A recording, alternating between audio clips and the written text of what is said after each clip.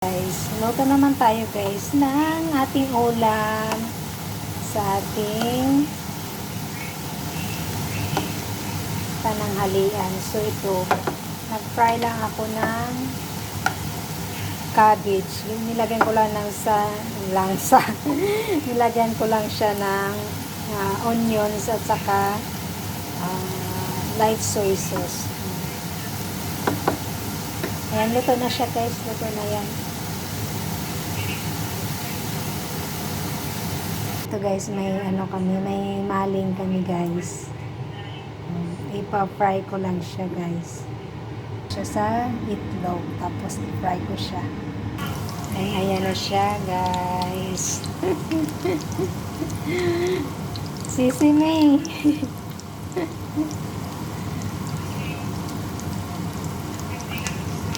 Diba guys? Sarap. Ayan na siya guys. Sarap, ang bango. So, ito na guys, yung ating ulam. Diba wala talagang sayang, kaya inano ko talaga yung itlog no? Natira.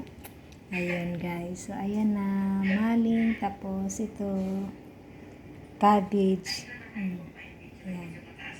Ayan, ang ating ulam. Ang ingay ni Sisi. Okay na guys. Bye bye. Thank you so much guys for watching. Mwah.